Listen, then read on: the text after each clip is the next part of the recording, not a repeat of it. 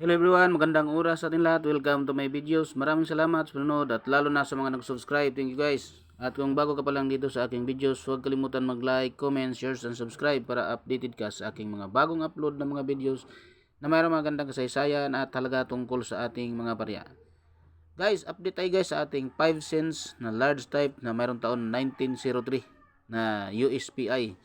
So update tayo guys sa kanyang value nito at sa kanyang record auction. Ang year nito guys ay 1903 hanggang 1928. Ito yung ating upload ngayon guys, ang 1903 hanggang 1928 na USPI na coins. Tapusin lang natin ang videos guys para malaman natin ang kanyang features at ang kanyang record dito sa ating auction. So ito yung features niya guys, issuer Philippines, period Insular Government 1901 hanggang 1935. Ang type naman ay standard circulation coin, may year na 1903 hanggang 2000 hanggang 1928. Ang value ay 5 centavos. Currency naman piso 1857 hanggang 1967. Ang composition nito guys ay copper nickel.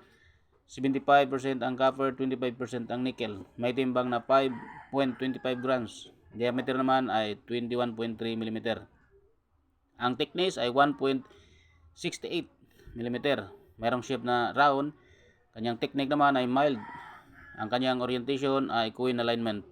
At na-demonetize na ito guys. Mayroon siyang number na E-number 4553. Reference number KM number 164 and show number 3.1 show number. Series 1903 ang kanyang series. Ang overs nito guys ay ang seated man with hammer and anvil facing right. Meron siyang smoking volcano at the right. Ang script ay Latin lettering 5 centavos Pilipinas.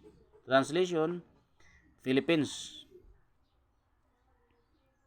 Designer si Melesio Figueroa at saka si Charles Barber. Ang reverse ang eagle with spread wings above the shield. Script naman ay Latin. Lettering United States of America 1903 hanggang 1928. Designer si Melesio Figueroa at saka si Charles Barber. Ang edge dito guys ay smooth. Mints naman ay Manila Mints or M. Philippines 1728, 1889, 1920, 1922, 1925 hanggang 1940. Ang San Francisco Mint 1854 ang kanyang date. Ang Philadelphia 1792. 57% guys ang ating 1903. Dahil mayroon siyang example na 8,910,000 kapiraso. Ang kanyang good 46 pesos. Ang very good 67 pesos. Ang fine 76 pesos. Very fine 150 pesos. Extra fine 250 pesos.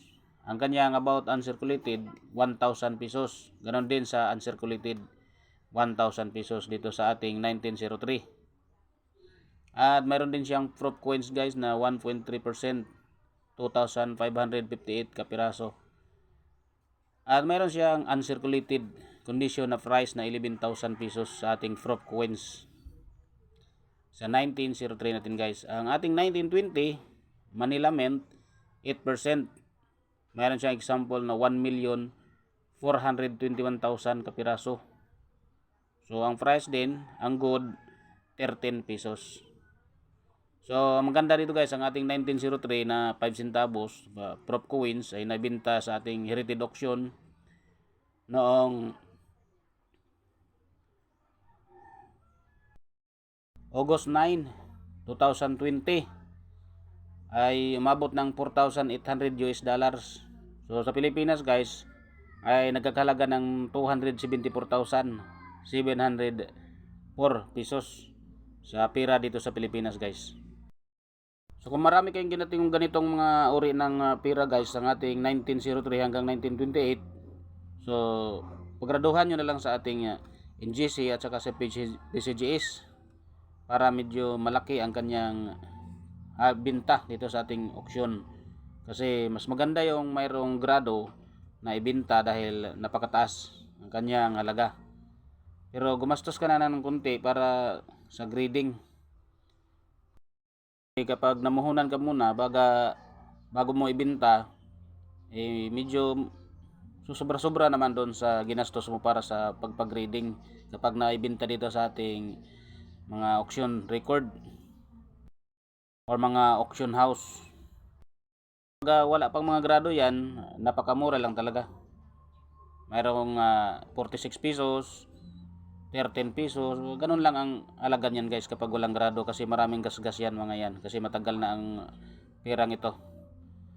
So yun guys, mga nakuha nating impormasyon guys dito sa ating coins na USPI ng Pilipinas. Maraming salamat sa panonood guys at God bless ating lahat.